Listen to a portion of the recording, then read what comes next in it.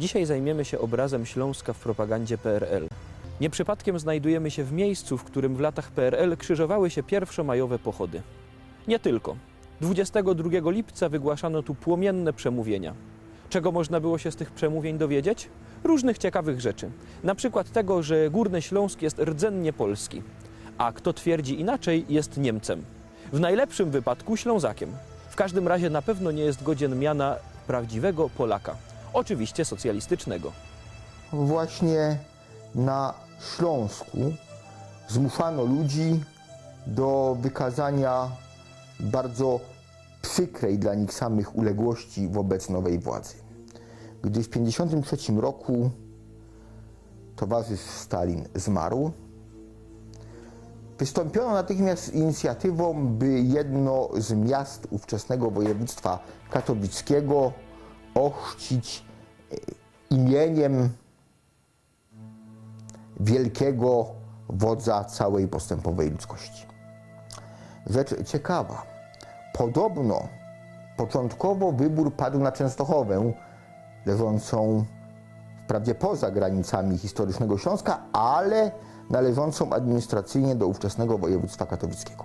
Jeden z bardziej trzeźwych działaczy Komitetu Wojewódzkiego PZPR w Katowicach zauważył, że taka zmiana może nieść za sobą pewne dziwaczne komplikacje. No bo pielgrzymi przybywający na Jasną Górę będą się modlić Matko Boska Stalinogrodzka.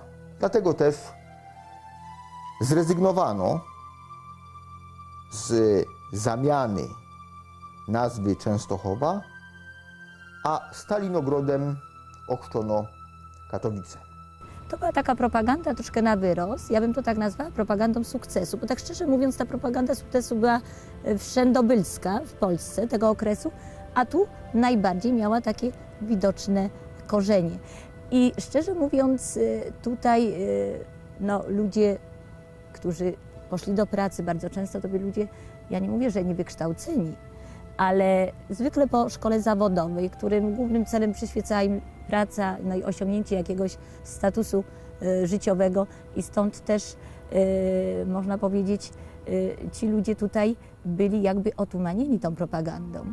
Oni mieli takie pranie mózgu, a jak się zachowali? No różnie.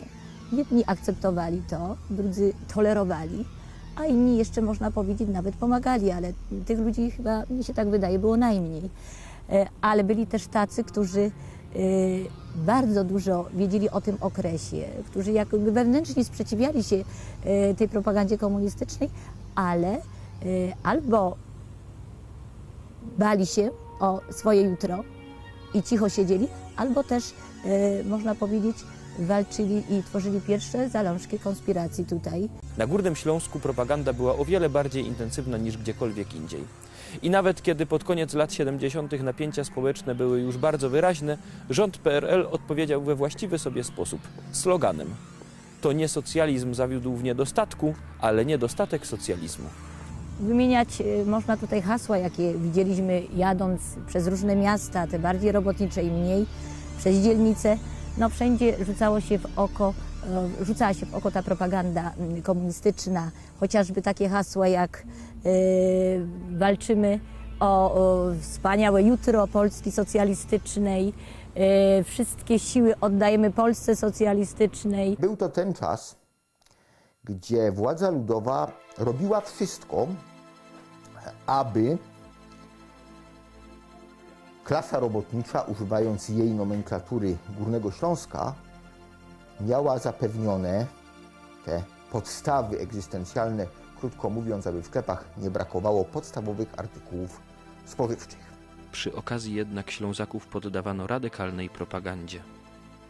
Archetyp patriotyzmu polskiego jest bardzo centralistyczny, wyrastający raczej z endeckiej niż piłsudczykowskiej tradycji, by wytłumaczyć, w czym problem.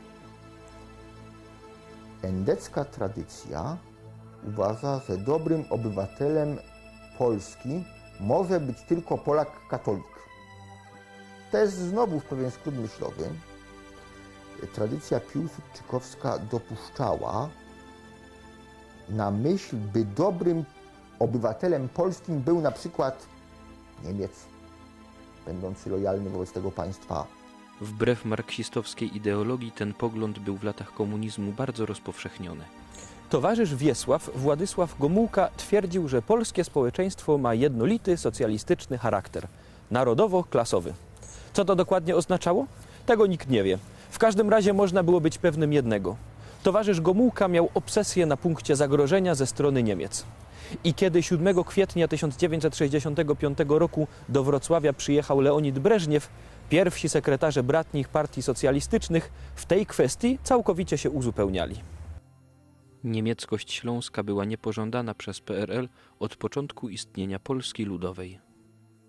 Kiedy przesuwał się front niemiecki, zanim wszedł i zniewalał front radziecki, to proszę Państwa, no tu już było to widoczne, że właśnie nie gdzie indziej, ale tu na Śląsku obywatele zwykli byli postrzegani jako wszyscy sprzyjający Niemcom i za to czeka ich kara.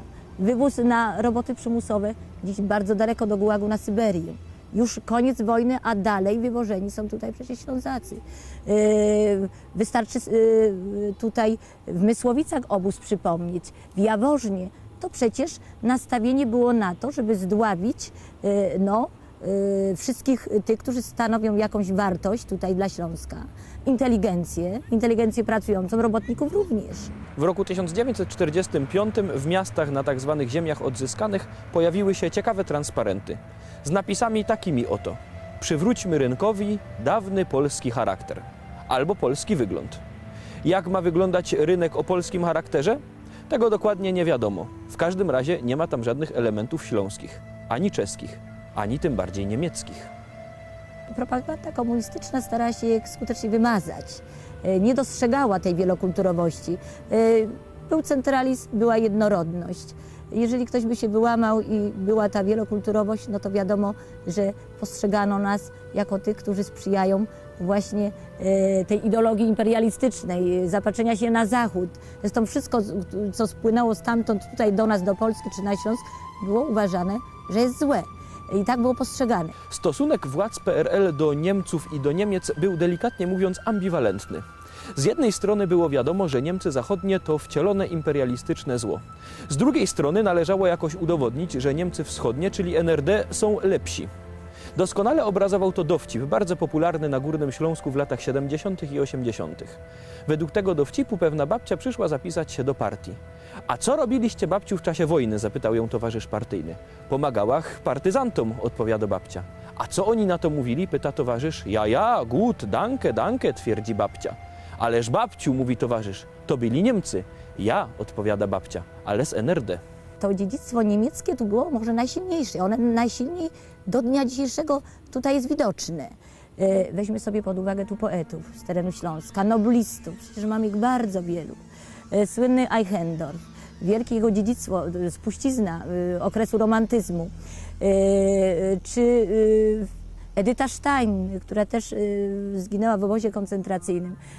No, nie trzeba dalej szukać innych jeszcze. Mamy bardzo dużo właśnie tych wspólnych korzeni z niemiecką kulturą i to dziedzictwo jest na każdym kroku. Weźmy sobie pod uwagę germanizmy. Kościół ewangelicki tutaj na Śląsku Cieszyńskim, to przecież tam w gruncie rzeczy to w tej chwili mamy większość ewangelików niż katolików, a to wszystko to przecież jest pochodzenia niemieckiego, to jest rodowód kultury niemieckiej. Czyli wyznanie, literatura i ta romantyczna, i ta wcześniejsza, i współczesna też, przecież jak wiele tu się zazębia tych znanych poetów z tego okresu, czy twórców w ogóle literatury, ale również mamy też dziedzictwo w postaci zabytków, w postaci kopalń, które tutaj pozostawili byli właściciele po niemieccy, dawnych sklepów, które jeszcze istnieją.